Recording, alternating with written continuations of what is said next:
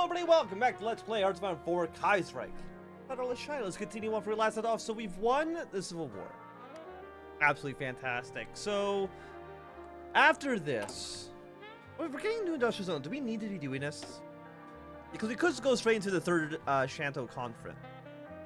Because you are 2 civilian factories, you'd allow us to do our... Actually, you give us a flat 25% stability bonus and a 10% political power. And we make a faction, and we can get to alliances. You know what? I'm going to say that's probably significantly better for us. 3,000 rifles right now, so actually we could deploy, I think, a few more units. I have no idea how to tell these units apart. You're garbage, you're garbage, you're garbage. Well, you're no longer a special template. Okay. Actually, I guess let's just get all of our units to be the Bubingen, which I believe is the best unit we actually have right now. So transfer everything into the Bubingen. You have enough manpower, you have enough guns. We'll also gain sport equipment.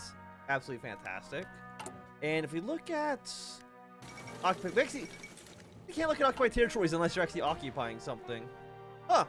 So I guess there's no way to preemptively change your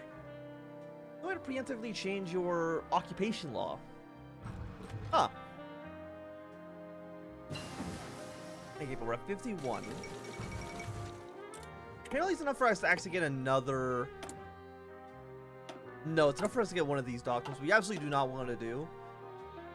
Unless the next level of army modernization requires it, which it might. But I kind of feel like that's unlikely. You know, give me the both 37 packs right now. Before construction 2. Or construction 1, I should say. What do you need? Mobile infantry, armored spearhead, just one of Grand Assault People's Army, frontline operations. Where is that in this tree? Mobile defense. Is that what we need? Is that the next one? Mobile infantry. So I'm assuming based on that, we need one of the supports.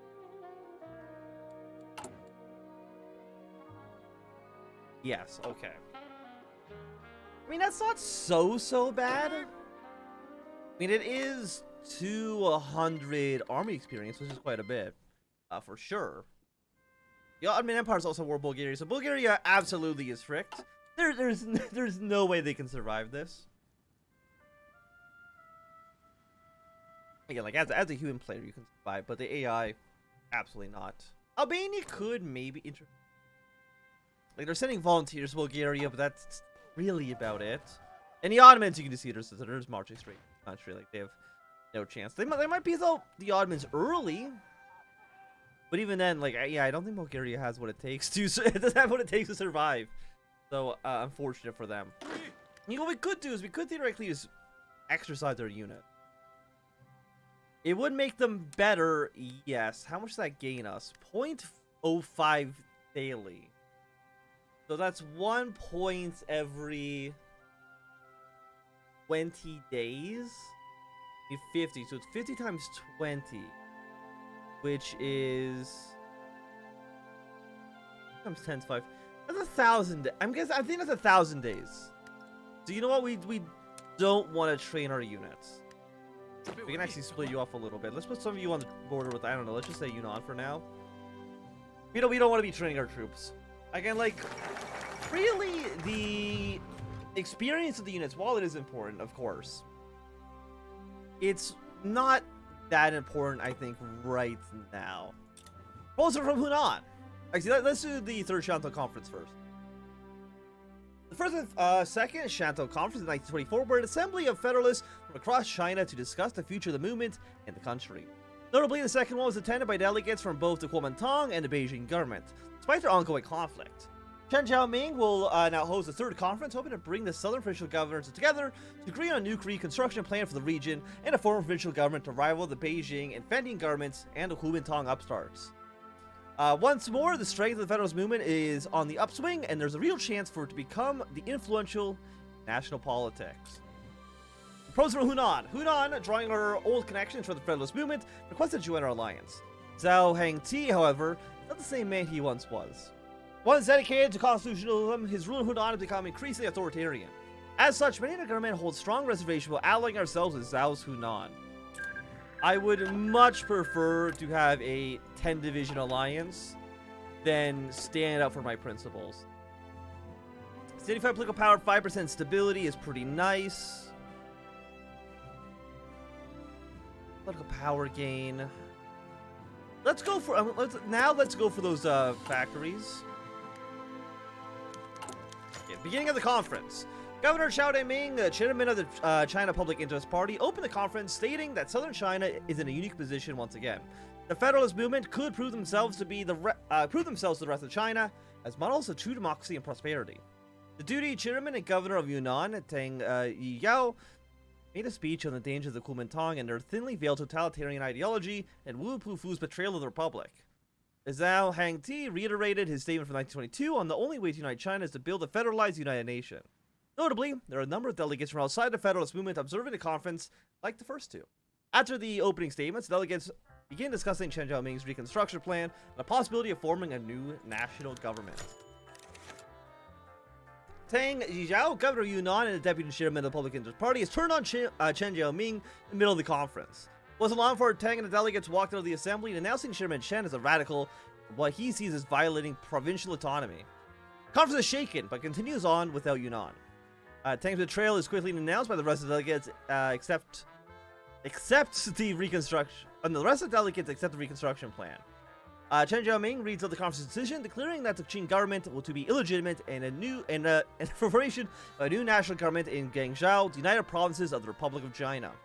The conference intended to elect him as provisional as chief executive of the United Provinces government, promptly announcing another conference to draft the provisional constitution for the Federalist government.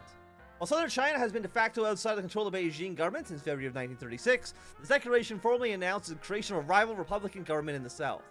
When Chen Xiaoming hopes that reconciliation is still possible with the other Republican movements in China, this will likely be taken poorly from the rival national governments, and his legitimacy is shaken by Tang's open rebellion. It will not be known as the Guangzhou federal government. A lot of countries will join us. The Mod clique have joined the United Province of China. Excellent. Szechuan has betrayed us. Zhejiang has joined our faction. Szechuan.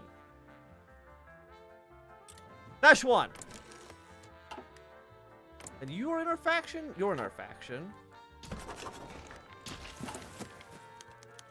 The end of the Third Shantou Conference.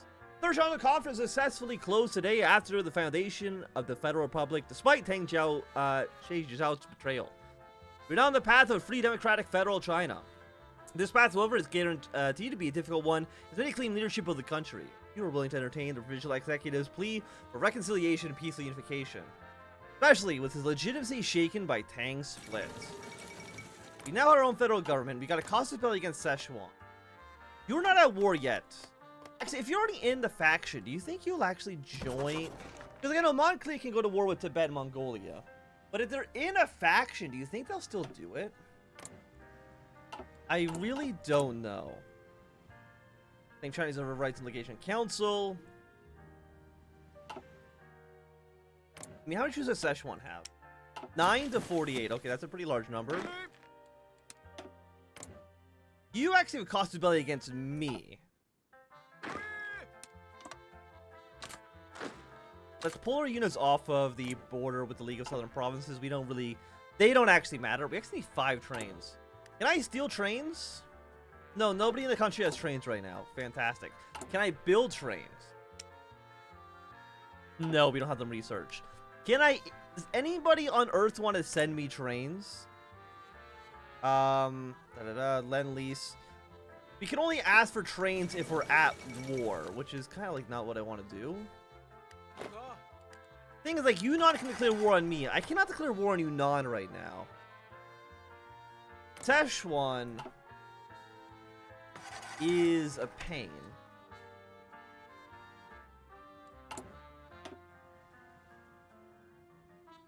More people get some bonuses here for provincial constitution of the United Provinces. The construction plan, renegotiation decisions, integrate provinces. New China. And that's, I think that's after we've unified all of China. Okay. You know, I have heard that Federalist China does have like a pretty decent post-unification tree. Really? Let's just line out anymore. God, supplies in China are awful. 2, 4, 6, 8, 10, 12, 13 divisions right now that I can see. I'm gonna pull half of these units just back here for now. Primarily just so we can not be taking massive supply issues. The thing is that Yunnan, at this very moment, can declare war on us at any given moment. We have Hunan, you know, we have an ally, but that's not really saying much, though.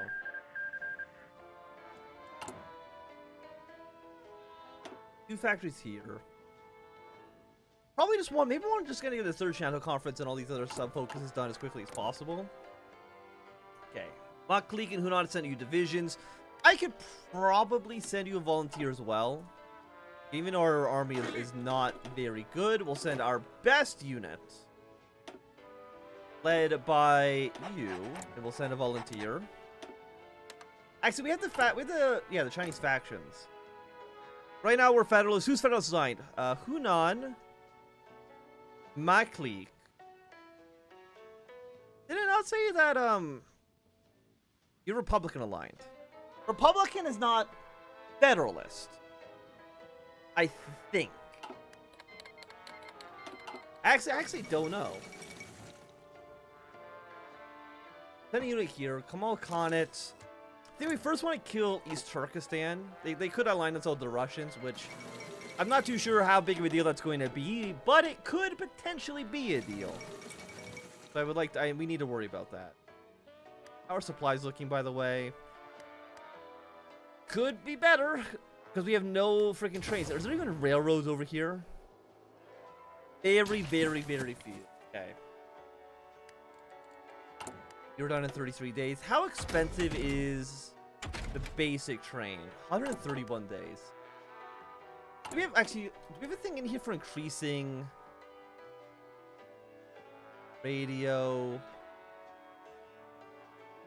Do any of you have a research slot? Building slots. Yeah, so you have one here. We actually, I think we actually want to get that soon. You are, I mean, the research beat 2% is not that important, but getting that one extra research slot, when we only have 2, is a pretty important, like, that's a big deal. What are you guys doing, by the way? 2 units here.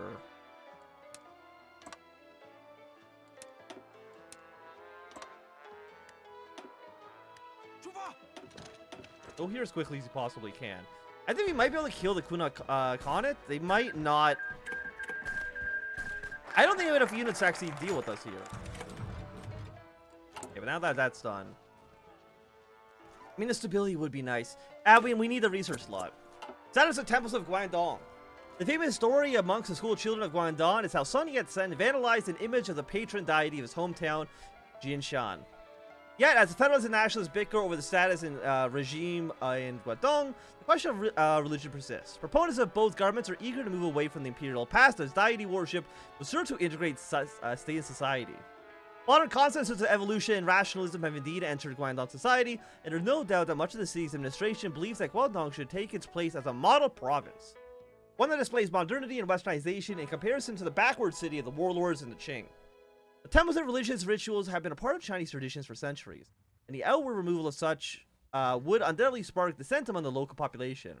In Imperial China, the city god played an essential role in urban administration. City god was considered the co-ruler of the city. For example, in Guangzhou, officials made their way to the city god temple to invoke blessings such as rain or protection from ghosts. But for the Federalists and the Kuomintang, the jointly ruled cities are a fabrication of the past, physical depiction of the backwardness that has plagued China into the century of humiliation. To the modernists, the temples are a place of ignorance and disorder, the old China that must be destroyed. However, for the ordinary people of China, these temples carry significant meaning of cultural and religious pride and significance. Businesses such as fortune tellings are held here, and deputies are mediated by the city god. Or disputes, I should say, not deputies. The temple is the center of community life, and a simple eradication of them would undoubtedly earn the wrath of the old populace. We got 20 political power for -5 stability or -50 political power.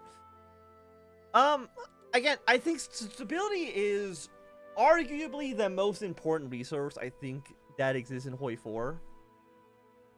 To the point where, well, think like stability goes up right now. Actually, it's above 50%, so it actually does not go up at all. Political power, 1.3 per day. It's completely fine. America brings doubt. There's no secret that Chen Xiaoming's beliefs are heavily inspired by the United States of America, or at least what was once the USA. The Second American Civil War has certainly not been ignored by Chen's opponents. They see the fighting in the United States as proof of Chen Xiaoming's ideals are doomed to fail, as they did on the other side of the ocean.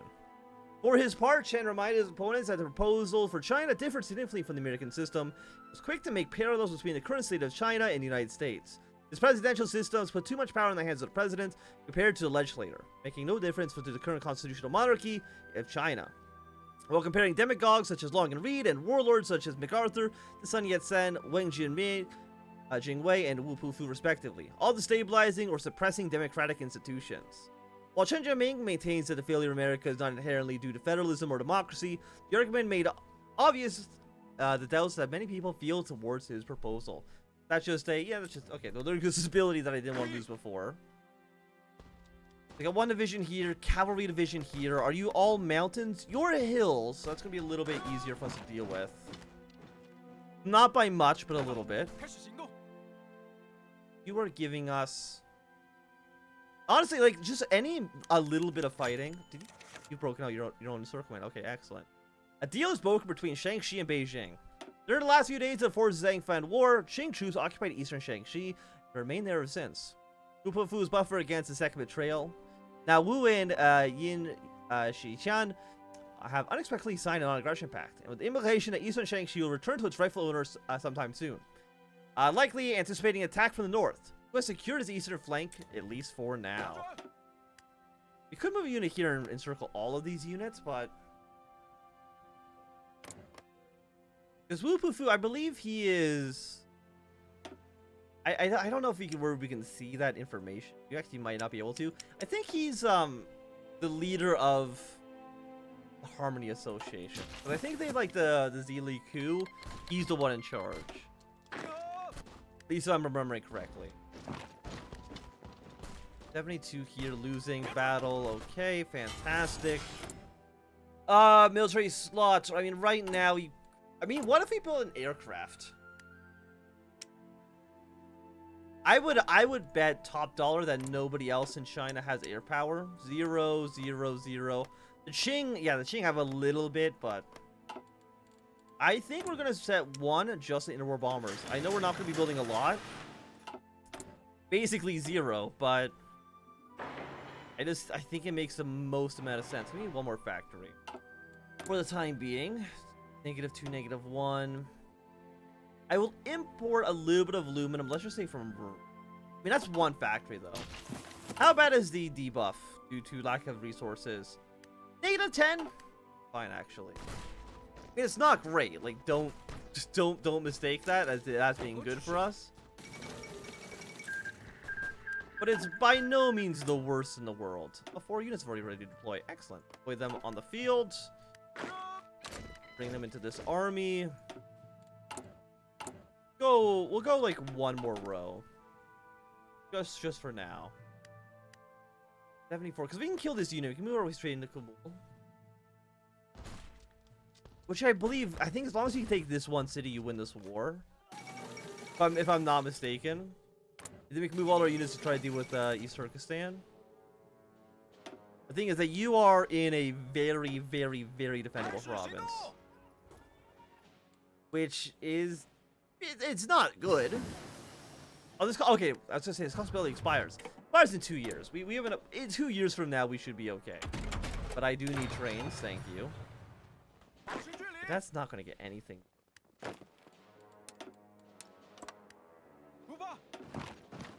Gonna move my units here. Are you at war with each other as well? Okay, yes you are.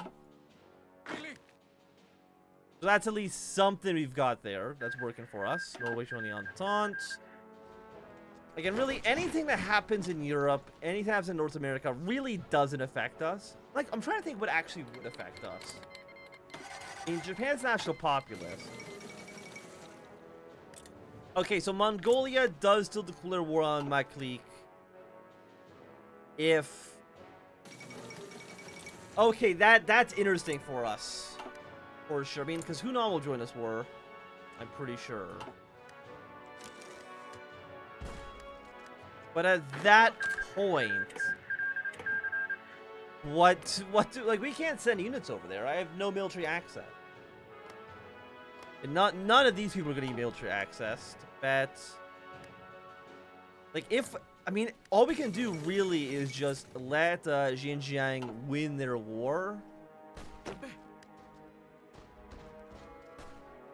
And then at that point, I think they might join our faction. I'm assuming they're not joining our faction because they're currently at war. Apparently, you're actually helping us here, which is nice. Wait. Okay, hold position. Delete this. I think I see an opening right here. Szechuan declare war on Tibet. Okay. Inadvertently, they are helping us out. Thank you, Szechuan. You should join our faction, by the way. That would make my life significantly easier. Okay, I'm turning on 9-day mode because I'm pressing N, not B. On my unit here.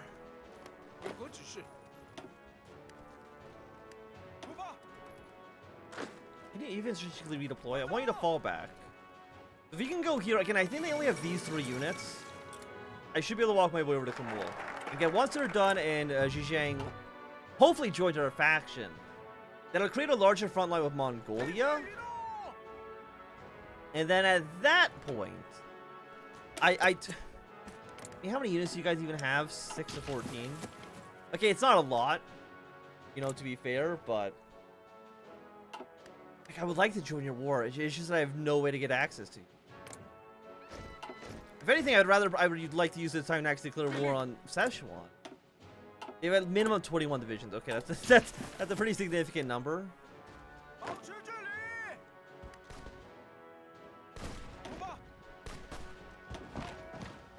please move your way up.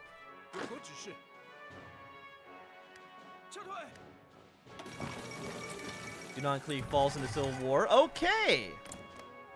I'm guessing. Oh, what is the civil war over? Oh. Do I actually know? NRA prevail, Longines clique. I know they can turn into the right KMT. I'm wondering if maybe the civil war will allow them to. Actually, they have 4 units over here. I thought they only had 3. I was gonna say, it's not gonna make my life that much harder. We're okay. We just gotta sneak our way around. It's just 3 provinces, right? It's just 3 provinces. Of course, Hunan is now war Mongolia and Tibet, but like that doesn't help us right now. Okay, improve machine tools, thank you. I will now go construction 1. Again, even if we're at war, how does that benefit us? You can't get military access. You know what? You don't like me. But if I was at war with Tibet, I think I gave my units through. But then how would I get them back out? That's a fantastic question. I don't know if I would be able to get my units out, to be honest. But I want to make sure that this guy over here is not fighting a 2-way war. Or 2-front war. You're gonna try to fight me, but I don't think you should succeed. Again, we just gotta get our way over to Kamul. That's it. And as far as I'm aware, in 6 days... I mean, can my clique win this war on their own? The answer is yeah, they theoretically can. Will they, of course, is a different question. When are you gonna be there? 1 day, 5 hours? 2 days, 5 hours? Can one of you attack this unit, please?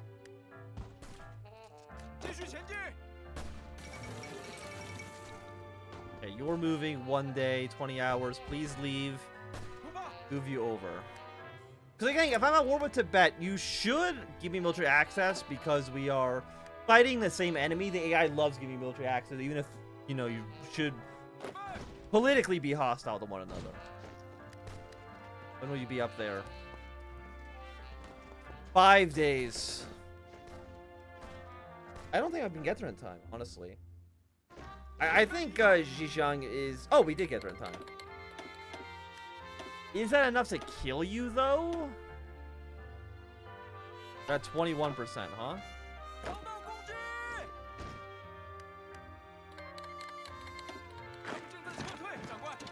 I think if you can take one province, maybe that'll be good enough. Can't invoke the War Measures Act, it's completely okay. You're moving over here, that's fine. I really thought you're just taking one. You're a son of a bitch. I mean, once you get here, like, as long as I think one of these provinces falls, we should be okay. Yeah, but there's our, pack. Let's go for the Provisional Federal Constitution. You'll be here now, which hopefully gets you to 17. Okay, excellent. So midnight tonight, you've won your war. I will now accept Hunan's call to arms. And with that, I think this will be a good time for us to end this episode. So thanks everybody for watching. As I answer, if you enjoyed, or a thumbs up. Not enjoying, throw something down. You want to subscribe, and goodbye.